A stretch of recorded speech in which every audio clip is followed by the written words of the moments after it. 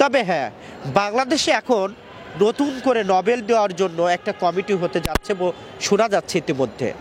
যেসব শাসক দল বিশ্বে স্বৈরাচারী এবং গুম করেছেন, খুন করেছেন, মানুষকে হত্যা করেছেন, তাদেরকে নোবেল দেবেন। সেই নোবেল সর্বপ্রথম শেখ হাসিনা পাবেন।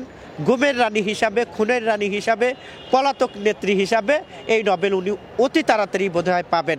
এটা বিশ্ববাসী ইতিমধ্যে বিশ্ববাসীর কাছে আমরা আবদার করেছি এবং দাবি জানিয়েছি। ডক্টর ইউনূসকে উনি সুদখোর বলেন।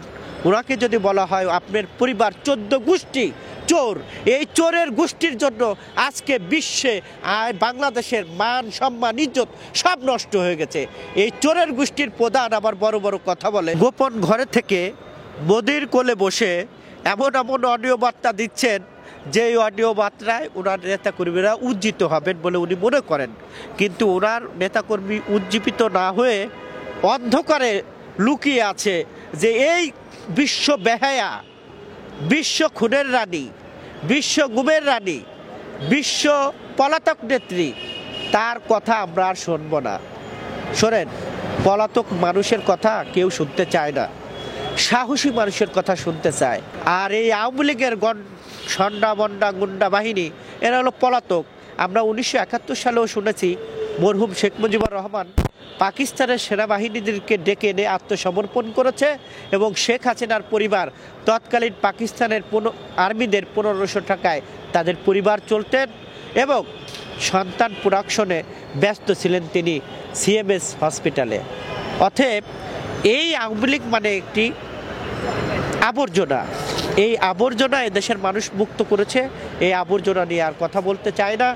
এই আবর্জনা 1971 সালেও বাংলাদেশের মানুষের বিপদে ফেলে কলকাতায় যে আমোদ ফুর্তি করেছে, লাল পানি নীল পানি খেয়েছে, এখন আবার বাংলাদেশের মানুষকে বিপদগ্রস্ত করে এই আবর্জনার যেই নেত্রী তিনিও দিল্লিতে বসে আমোদ ফুর্তি করছেন মোদির সাথে। ডক্টর ইউনূসের প্রধান যেই কাল, ডক্টর ইউনূস নোবেল পেয়েছে, বিশ্ববাসী তাকে বাহাবা দিয়েছে।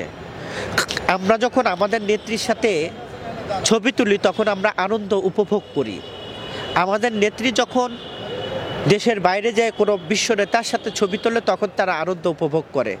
কিন্তু ডক্টর ইউনূসের সঙ্গে বিশ্ব নেতারা ছবি তুলতে আনন্দ উপভোগ করে, এটাই হলো জ্বালা। আর উনি রোহিঙ্গা ঢুকিয়ে ভেবেছিলেন শান্তিতে নোবেল পাবেন, কিন্তু সেগুড়ে বালি। বিশ্ববাসী দেখেছে যে এই বেহায়া, বিশ্ব শয়তান, বিশ্ব লেডি হিটলার, বিশ্ব গুমের রানী, বিশ্ব খুনের রানী, তাকে কিভাবে নোবেল দেয়। তবে হ্যাঁ, বাংলাদেশে এখন নতুন করে নোবেল দেওয়ার জন্য একটা কমিটি হতে যাচ্ছে শোনা যাচ্ছে ইতিমধ্যে। যেসব শাসক দল বিশ্বে স্বৈরাচারী এবং গুম করেছেন, খুন করেছেন, মানুষকে হত্যা করেছেন, তাদেরকে নোবেল দেবেন। সেই নোবেল সর্বপ্রথম শেখ হাসিনা পাবেন। গুমের রানী হিসাবে, খুনের রানী হিসাবে, পলাতক নেত্রী হিসাবে এই নোবেল উনি অতি তাড়াতাড়ি বোধহয় পাবেন। এটা বিশ্ববাসী ইতিমধ্যে বিশ্ববাসীর কাছে আমরা আবদার করেছি এবং দাবি জানিয়েছি। তা বিশ্বর বিভিন্ন জায়গা থেকে বিভিন্ন যারা স্বচ্ছ নেতা তারা বলেছেন হ্যাঁ, এই নোবেলটা শেখ হাসিনাকে দেওয়া উচিত, যেহেতু ওনার নোবেল পাওয়ার অনেক খায়েশ, যার কারণে ডক্টর ইউনূসকে উঠতে বসতে উনি বকাবাজ্য করে। ডক্টর ইউনূসকে উনি সুদখোর বলেন। ওনাকে যদি বলা হয় আপনার পরিবার 14 গোষ্ঠী চোর, এই চোরের গোষ্ঠীর জন্য আজকে বিশ্বে বাংলাদেশের মান সম্মান ইজ্জত সব নষ্ট হয়ে গেছে। এই চোরের গোষ্ঠীর প্রধান আবার বড় বড় কথা বলে। এই চোরের গোষ্ঠীকে চোর হিসাবে নোবেল দেবে বিশ্ববাসী, সেদিন আর বেশি দেরি নাই।